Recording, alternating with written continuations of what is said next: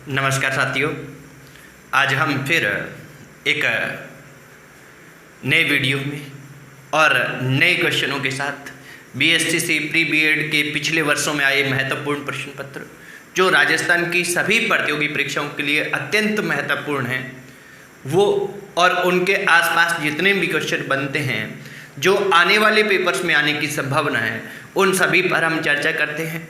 तो हम प्रारंभ करते हैं आज के हमारे क्वेश्चन। वर्ष 2018 का बीएसटीसी का पेपर, इसमें एक क्वेश्चन ये भी पूछा गया कि बाला किला कहाँ पर है। इसका जिला पूछा गया था मित्रों। तो इस बाला किला का जिला कहाँ पे है? अलवर है। बाला किला का जिला है अलवर और अलवर जिले में बाला किला है। यहाँ से अपने को ये ध्यान रखना है कि किलों से संबंधित एक क्वेश्चन आता है, तो किलों को हमें क्रम वाइज पढ़ना है। आपके पास जो भी एक गाइड है उसमें से किले जरूर पढ़ें, वहाँ से क्वेश्चन आएगा। तो ये इसका यही है कि बाला किला अलवर जिले में है, जिला हमें पता रखना था। इसके बाद में ये क्वेश्चन है मित्रों, ये क्वेश्चन आया था कि 14वीं विधानसभा के सभापति कौन है। अपने यहाँ ये ध्यान रखना है कि 14वीं उस समय थी, कब थी? 2018 में जब बीएसटीसी का पेपर हुआ। वर्तमान में कौन सी विधानसभा है? 15वीं है। तो हम 15वीं का ध्यान रखेंगे। एक तो सीधा पूछा जाता है कि वर्तमान में जो चल रही विधानसभा कौन सी है, तो ये ध्यान रखना है मित्रों कि दिसंबर 2018 में हमारी 15वीं विधानसभा गठित हो गई है। दिसंबर 2018 के बाद 15वीं विधानसभा चल रही है 17 दिसंबर 2018 से। और यहाँ 14वीं में पूछा था तो वहाँ कैलाश मेघवाल थे, वो कोई मायने नहीं रखते। अब अपने को अभी ध्यान रखना है कि वर्तमान में विधानसभा सभापति, सभापति कह दो या यहाँ कह दो अध्यक्ष, बातें की होती हैं कि विधानसभा का अध्यक्ष अथवा विधानसभा के सभापति कौन है। तो यहाँ ये करंट जीके का क्वेश्चन है मित्रों, ये पूछा जाता है। और वर्तमान में कौन है? सीपी जोशी हैं। सीपी जोशी ये वर्तमान में विधानसभा के अध्यक्ष हैं। सीपी जोशी किस पार्टी से है? ये कांग्रेस पार्टी से है, कांग्रेस पार्टी से संबंध रखते हैं। और इनका जो विधानसभा क्षेत्र है मित्रों, ये विधानसभा क्षेत्र है कौन सा? नाथद्वारा। नाथद्वारा विधानसभा से ये विधायक चुनकर आए कांग्रेस पार्टी के। और यहाँ एक महत्वपूर्ण क्वेश्चन जो कॉलेज लेक्चर भर्ती परीक्षा में पूछा गया था राजस्थान जीके के पेपर में, वो ये पूछा गया था कि राजस्थान का एकमात्र विधानसभा क्षेत्र जो 2 जिलों में फैला हुआ है। देखिए बाकी जितने भी विधानसभा क्षेत्र है वो अपने अपने जिले में है, और राजस्थान का एक ही विधानसभा क्षेत्र ऐसा है जो 2 जिलों में फैला हुआ है। और वो कौन सा है? वो नाथद्वारा है मित्रों, जहां से सीपी जोशी चुन के आए हैं। और सीपी जोशी वर्तमान में हमारे विधानसभा अध्यक्ष है। इससे पूर्व भी सीपी जोशी जो है, ये सीपी जोशी केंद्र सरकार में मंत्री रह चुके हैं, केंद्र सरकार में मंत्री रह चुके हैं, कांग्रेस के वरिष्ठ नेता है। अब देखिए यहाँ वर्तमान वाला क्वेश्चन आता ना कि वर्तमान में पद पे, तो यहाँ क्वेश्चन कुछ कौन से पूछे जाने की संभावना है। एक तो वर्तमान में राजस्थान का मुख्यमंत्री कौन है, जो हम सभी को पता है कौन है मित्रों। वर्तमान में मुख्यमंत्री अशोक गहलोत। इसके बाद में वित्त मंत्री भी अशोक जी गहलोत है। राज्यपाल कौन है ये पूछ लिया जाता है, तो राज्यपाल कौन है वर्तमान में, ये आप कमेंट बॉक्स में बताएंगे। बड़ा इजी क्वेश्चन है, सामान्य क्वेश्चन रहता है, फिर भी आपको कमेंट बॉक्स में बताना है, फिर वहाँ मैं आंसर आपको दूंगा। और इस तरह से वर्तमान में पद जो होते हैं मुख्यमंत्री, वित्त मंत्री, राज्यपाल, इन पे क्वेश्चन आते हैं। वर्तमान में जो हमारा मुख्य न्यायाधीश कौन है, इस तरह के क्वेश्चन वर्तमान पे बनते हैं मित्रों। नेक्स्ट अगला अपना है कि राजस्थान में फड़ चित्रकारी, कौन सी चित्रकारी है? फड़ चित्रकारी का कौन सा स्कूल है मित्रों? देख जैसे ये हमारी जो चित्रकला है, राजस्थानी चित्रकला है, इसको मोटे तौर पर अलग अलग स्कूलों में बांटा गया है। और ये अलग अलग स्कूल कितने हैं? अलग अलग स्कूल 4 है। एक तो बीकानेर स्कूल, एक मारवाड़ स्कूल, एक मेवाड़ स्कूल और एक हाड़ौती स्कूल, और पांचवा भी है मित्रों जयपुर अथवा डुडाड़ी स्कूल। जयपुर अथवा डुडाड़ी स्कूल है। ये कुछ एक स्कूल है जो क्या है कि अपने क्षेत्र में चित्रकारिता का प्रतिनिधित्व करते हैं। तो अपने को यहाँ बताना था कि राजस्थान में फड़ चित्रकारी का स्कूल कौन सा है, ये तो इसका स्कूल कौन सा है, इसका अगर सीधा उत्तर हम कहें तो इसका सीधा उत्तर है मित्रों मेवाड़ स्कूल। कौन सा स्कूल है, मेवाड़ स्कूल है, फड़ चित्रकारी का है। पर ये जो फड़ चित्रकारी है इससे संबंधित और क्वेश्चन बहुत ज्यादा पूछे जाते हैं मित्रों।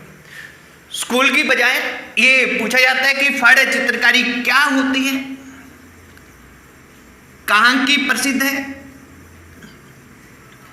इसके कलाकार कौन है प्रसिद्ध, और प्रसिद्ध फड़ें किसकी बनी हुई है, और फड़ ठंडी करना किसे कहते हैं। ये अभी तक अलग अलग प्रतियोगी परीक्षाओं में क्वेश्चन पूछे जा चुके हैं। अलग अलग प्रतियोगी परीक्षाओं में अब तक ये क्वेश्चन मित्रों पूछे जा चुके हैं। अब अपने देखते हैं इसको कि फड़ क्या है। फड़ में क्या किया जाता है मित्रों, एक कपड़े पर किसी भी महापुरुष व्यक्ति, या जैसे राजस्थान में मुख्यतः प्रचलन है वो है लोक देवता।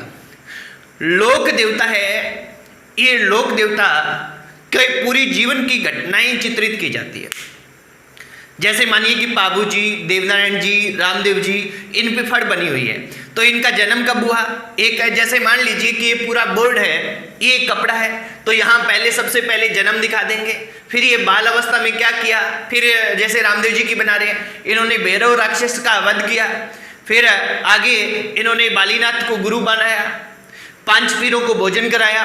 जीवन में जैसे जैसे ये बड़े हुए, जैसे जैसे इनके जीवन में घटनाएं हुई, लास्ट में इन्होंने समाधि ली, तब तक की पहली घटना पहले, उसके बाद की घटना बाद में, और लास्ट बिल्कुल लास्ट की घटना लास्ट में, इस तरह से पूरा चित्रण किया जाता है। और फिर क्या करते हैं मित्रों, भोपा और भोपी ये क्या करते हैं, वो इस फड़ का वाचन करते हैं और लोग इसे सुनते हैं। तो इसमें मुख्यतः क्या है, अंधेरा रखा जाता है, जहां फड़ होती है वहां लालटेन लेकर जो भोपा है वो ऐसे लालटेन करता है। लालटेन अगर जन्म की घटना के आगे है तो भोपिन है, वो जन्म की घटना को गाकर सुनाती है, जिससे सामने वालों को पता चलता है कि रामदेव जी का जन्म इस दिन हुआ था, यहाँ हुआ था, इनके माता पिता ऐसे थे, इस जाति में हुआ था, उस जगह पे हुआ था, वो सारी चीजें गीत में बताई जाती है। ये फड़ वाचन रहता है। तो इस तरह से फड़ कपड़े पे बनाई जाती है और किसी एक महापुरुष अथवा लोक देवता की जीवन की कहानियों के बारे में इसमें बताया जाता है। इसके बाद में फड़ कहाँ की प्रसिद्ध है, ये मोस्ट इंपोर्टेंट है। फड़ जो राजस्थान में है, ये शाहपुरा, भीलवाड़ा जिले का शाहपुरा 2 है मित्रों, ध्यान रखना है, एक जयपुर में है और दूसरा भीलवाड़ा में है। भीलवाड़ा वाला शाहपुरा है, ये इसके लिए अत्यंत प्रसिद्ध स्थल है। ये मोस्ट इंपोर्टेंट क्वेश्चन है, अनगिनत बार राजस्थान जीके में पूछा जा चुका है। इसी के बारे में पूछा जाता है कि फड़ चित्रण का प्रसिद्ध केंद्र कौन सा है, तो शाहपुरा भीलवाड़ा, इसको अच्छे से याद रखें। इसके बाद में कलाकार, तो इसके कलाकार श्रीलाल जोशी प्रसिद्ध कलाकार है। श्रीलाल जोशी ये शाहपुरा की थे और श्रीलाल जोशी ने क्या किया, इस फड़ चित्रण को देश विदेश में पहुंचाया, यानी प्रसिद्धि दिलाई। फड़ चित्रण को प्रसिद्धि दिलाने वाले व्यक्ति कौन है, श्रीलाल जोशी है। इसके बाद में अपने को एक नाम और ध्यान रखना है मित्रों, पार्वती जोशी। ये पार्वती जोशी है, ये भारत की पहली फड़ चितेरी है। ये क्वेश्चन मोस्ट इंपोर्टेंट है कि भारत की, राजस्थान की नहीं, भारत की पहली फड़ चितेरी कौन, महिला कौन है, यानी चितेरी आ गया तो अपने आप ही महिला है। भारत की पहली फड़ चितेरी कौन है, तो पहली फड़ चितेरी जो है मित्रों वो पार्वती जोशी है और ये भी शाहपुरा से संबंध रखते हैं। नेक्स्ट, प्रसिद्ध फड़े। अब देखिए प्रसिद्ध फड़े, इनमें बाबूजी और देवनारायण जी पर सबसे ज्यादा क्वेश्चन पूछे जाते हैं। बाबूजी, देवनारायण जी, रामदेव जी,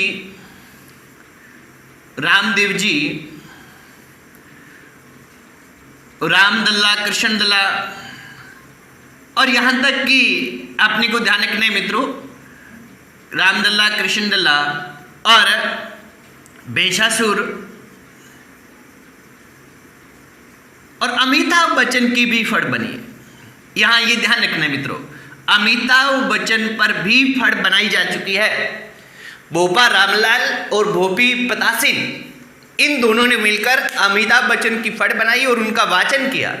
तो अमिताभ बच्चन की फड़ भी बन चुकी है, या लोक देवताओं की है। पाबूजी की फड़, एक एक करके ध्यान रखें, सुने जो बार बार रिवाइज हो रहे हैं। पाबूजी की फड़ के बारे में ये क्वेश्चन आता है कि राजस्थान की सबसे लोकप्रिय फड़ कौन सी है, तो पाबूजी की फड़ है। उत्तर हमारा क्या रहेगा, लोकप्रिय आएगा पाबूजी की। नंबर 2, देवनारायण जी पे क्वेश्चन बनते हैं। वो देवनारायण जी पर मोटे तौर पर 2-3 क्वेश्चन बनते हैं। राजस्थान में सबसे लंबी फड़ किस लोक देवता की है, तो सबसे लंबी जो फड़ है, यानी कपड़ा है, कपड़े में लंबी बनाई हुई है, तो सबसे लंबी फड़ देवनारायण जी की है। नंबर 1 बात, यहाँ मित्रों एक कंफ्यूजिंग बड़ा ही कंफ्यूजिंग वाला क्वेश्चन रहता है, वो होता है सेकंड, कि राजस्थान में सबसे छोटी फड़ किसकी है, तो सबसे लंबी भी देवनारायण जी की है और सबसे छोटी भी किसकी है, देवनारायण जी की है। इस पे क्यों है, ये 2x2 सेंटीमीटर में इस फड़ पर डाक टिकट जारी किया गया था, यानी डाक टिकट पर भी ये फड़ बनी हुई है। सबसे छोटी फड़ देवनारायण जी की। और देवनारायण जी की फड़ के बारे में मित्रों आरएएस प्री में ये क्वेश्चन पूछा जा चुका है कि किस लोक देवता की फड़ पर डाक टिकट जारी हुई, एकमात्र लोक देवता, तो देवनारायण जी की। और कब हुई है, 2 सितंबर 1992 को इन पर डाक टिकट है वो जारी हो चुकी है देवनारायण जी की फड़ पर। ये महत्वपूर्ण है, 2 मोस्ट इंपोर्टेंट। इसके बाद में देवनारायण जी की फड़ है वो किस वाद्य यंत्र के साथ बजाई जाती है, तो जंतर वाद्य यंत्र के साथ। रावण हत्ता तो पाबूजी की फड़ है वो रावण हत्ता वाद्य यंत्र के साथ बजाई जाती है। देवनारायण जी की फड़ है वो जंतर वाद्य यंत्र के साथ बजाई जाती है, गुर्जर जाति के इसे भोपे बजाते हैं। रामदल्ला और कृष्णदल्ला ये एकमात्र ऐसी फड़ है जो दिन में वाचन होता है जिसका, बाकी सभी फड़ का वाचन रात में होता है। रामदल्ला कृष्णदल्ला है, इस पे क्वेश्चन एक तो एकमात्र फड़ जिसमें दिन में वाचन होता है, दूसरा ये किस क्षेत्र की प्रसिद्ध है, तो ये मित्रों प्रसिद्ध है वो कहाँ की प्रसिद्ध है, रामदल्ला और कृष्णदल्ला ये हाड़ौती क्षेत्र की प्रसिद्ध है। हाड़ौती क्षेत्र किसको कहते हैं, कोटा, बूंदी, बारां, झालावाड़ जलवाला जो क्षेत्र है हमारे राजस्थान का जो दक्षिणी पूर्वी क्षेत्र है उसको हम हाड़ौती क्षेत्र कहते हैं। नेक्स्ट बेसासुर की फड़, बेसासुर या इसको कहते हैं भस्मासुर, बेसासुर अथवा भस्मासुर की फड़ है। इस फड़ का वाचन नहीं होता, ये क्वेश्चन आता है कि कौन सी फड़ का वाचन नहीं होता, तो बेसासुर अथवा भस्मासुर की फड़ का वाचन नहीं होता और ये केवल इसको पूजा जाता है। और मुख्यतः क्या है कि बावरी जाति के लोग हैं वो चोरी करने के लिए जाने से पहले इसको क्या करते हैं, इस फड़ का पूजते हैं, इसको पूजा जाता है। नेक्स्ट है अमिताभ बच्चन पे बात कर ली है, भोपा रामलाल और भोपी पतासी ने अमिताभ बच्चन पर फड़ बनाई है और उसका वाचन किया है मित्रों। तो अमिताभ बच्चन को भी हमारे यहाँ राजस्थान में एक लोक देवता बना दिया गया है। तो ये फड़ों से संबंधित क्वेश्चन पूछे जाते हैं। नेक्स्ट है कालबेलिया नृत्य। अब कालबेलिया नृत्य में क्वेश्चन आया था कि कालबेलिया नृत्य का संबंध किस जिले से है। मित्रों ये कभी भी क्वेश्चन रिवाइज हो तो इसका उत्तर तो हमारा क्या रहेगा, उदयपुर, क्योंकि उदयपुर है, उदयपुर में ही कालबेलिया नृत्य है वो फला फूला। पर वर्तमान में ये क्वेश्चन प्रासंगिक नहीं है। प्रासंगिक क्यों नहीं है, क्योंकि कालबेलिया नृत्य ये एक व्यावसायिक नृत्य है, ये दुनिया में कहीं भी किया जा सकता है और होता है। अक्सर सांस्कृतिक प्रोग्राम राजस्थान में जहाँ भी होते हैं वहाँ हर जिले में ही होता है, तो अब इसका प्रचलन हर जिले में हो गया है। और इसके बाद में इसके अन्य क्वेश्चन पूछे जा सकते हैं कि गुलाबो है वो इस प्रसिद्ध नृत्य की प्रसिद्ध नृत्यांगना है। कालबेलिया नृत्य की प्रसिद्ध नृत्यांगना कौन है, गुलाबो है मित्रों। गुलाबो प्रसिद्ध नृत्यांगना है इस नृत्य की, तो ये क्वेश्चन पूछा जा सकता है, मोस्ट इंपोर्टेंट रहती है गुलाबो। इसके बाद में वर्ष 2011 में, ये भी अत्यंत इंपॉर्टेंट है, वर्ष 2011 में यूनेस्को ने, किसने मित्रों, वर्ष 2011 में यूनेस्को ने विश्व सांस्कृतिक सूची में कालबेलिया नृत्य को सम्मिलित किया। ये पूछा जा सकता है कि राजस्थान का कौन सा लोक नृत्य है जो यूनेस्को द्वारा विश्व सांस्कृतिक सूची में सम्मिलित किया गया है। ये कई बार राजस्थान की कंपटीशन में आ चुका है, अभी भी आने की संभावना रहती है। तो ये कौन है? ये मित्रों कालबेलिया नृत्य है, 2011 में करते हैं। वर्ष भी ध्यान रखना है, 2011 कौन करता है? यूनेस्को करती है और विश्व सांस्कृतिक धरोहर सूची में इसको सम्मिलित करती है। तो ये हमारे 4 क्वेश्चन, इसका आप स्क्रीनशॉट लें, फिर हम अंतिम क्वेश्चन देखते हैं मित्रों।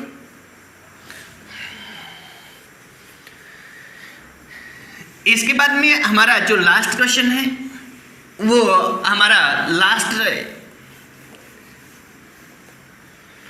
राजस्थान में भौमट क्षेत्र संबंधित है। देखिए मित्रों, भौमट, आप थोड़ा सा राजस्थान का मैप देखें, क्योंकि मैप अपने को आना चाहिए। अगर मैप अपने को नहीं आ रहा तो इसका मतलब क्या है कि हमारा बहुत अच्छी तैयारी नहीं है, क्योंकि मैप पे आधारित 2-3 क्वेश्चन बनते हैं। आप मोटे तौर पर ये मान लो समझने के लिए कि ये राजस्थान है, मान लीजिए कि ये राजस्थान है, और राजस्थान में जो ये दक्षिण वाला क्षेत्र है राजस्थान का, इसमें यहाँ बांसवाड़ा, यहाँ डूंगरपुर, यहाँ उदयपुर, यहाँ सिरोही, ये फैला हुआ है। तो यहाँ पूर्वी सिरोही, दक्षिणी पश्चिमी उदयपुर, डूंगरपुर, बांसवाड़ा और गुजरात, ये गुजरात लगता है यहाँ, ये वाला क्षेत्र है। यहाँ एक पठार है, कौन सा पठार है? भौमट का पठार है, और ये भौमट का पठार है। इस भौमट के पठार पर मुख्यतः भील जनजाति रहती है, भील जनजाति रहती हैं। और यहाँ देखिए, अपने आगे देखेंगे जैसे ही हमारे क्वेश्चन आएंगे, जनजातीय आंदोलन में एक आंदोलन होता है, एक ही आंदोलन जो 1921 में प्रारंभ होता है मोतीलाल तेजावत के द्वारा।